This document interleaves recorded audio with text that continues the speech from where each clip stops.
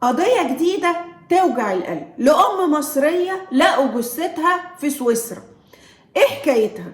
الست دي حكايتها حكاية ستات كتير جدا وأطفال كتير جدا بيمروا بنفس الحالة. متجوزة اختلفوا، انفصلوا، خد العيال وهرب، خطفهم منها. طيب ذنب مريم في رقبة مين؟ اللي هي ما وثقتش ان الدولة المصرية ممكن تجيب لها عيالها، امكانياتها كويسة شوية، سافرت تجيب عيالها بنفسها، اتقتلت. يعني الستات الغلابة بتجري هنا بالشهور والسنين ما بين السلطات المصرية وما بتجيبش العيال. الستات اللي ظروفها او اخواتها ساعدوها او بتاع، لو راحت تجيب العيال اتقتلت. ليه؟ لان احنا ما عندناش قانون بيحمي الاطفال في حالة الانفصال، لانه ما فيش قانون ممكن يوقف راجل في المطار طالع بعيال يقول له طب امهم فين؟ طب العيال دي ذنبهم ايه؟ لكن لو الام طالعه من المطار خسئت كلا البتة، ازاي؟ لازم اصلا عشان تطلع باسبور موافقه الاب، لازم عشان تاخد فيزا موافقه الاب، انما الام ليها اي لازمه في القانون المصري؟ لا.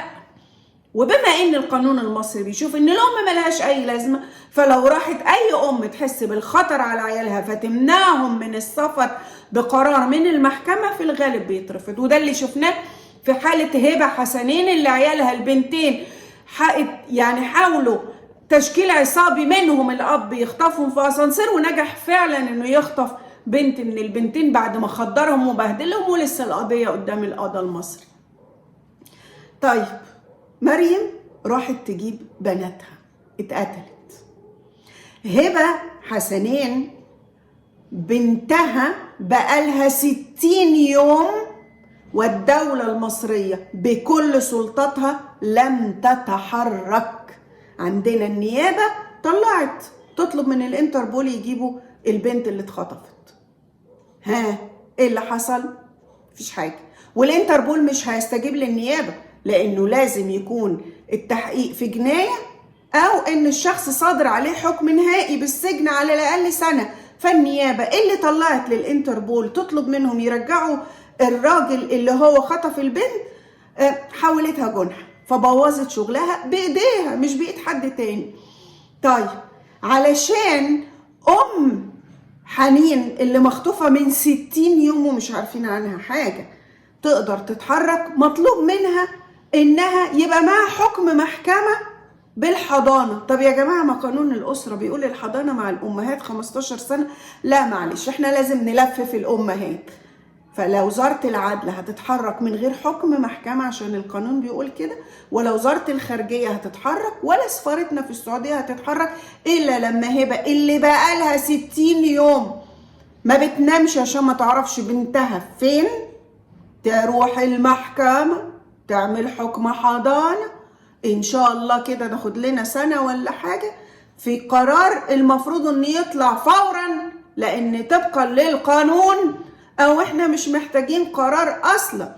فاحنا ما شاء الله عندنا مجلس قومي للطفولة، وعندنا يعني مكتب لحماية الطفولة، وعندنا لجان معرف ايه رايحة فين. لحد اللحظة اللي بكلم حضراتكم فيها طلب الإنابة اللي عملته هبة علشان يجيبوا لها البنت اترفض. طيب لو هبة قررت تروح السعودية تجيب بناتها، ممكن تبقى زي مريم بالظبط وترجع لنا جثة في صندوق. كل ده علشان احنا ما عندناش قوانين بتحترم النساء. وفي الحقيقة طول ما فيش عدالة للنساء يبقى احنا ما فيش عدالة خالص. العدالة الناقصة قلتها أساسي. وتبقوش تزعلوا بقى لما التقارير الدولية تطلع تقول إن مصر بلد غير آمنة، وما نقعدش بقى نقول إحنا عندنا القوانين وعصر المرأة والكلام الحلو ده. يعني تعزية لأهل مريم، وأتمنى حظ أوفق لهبة.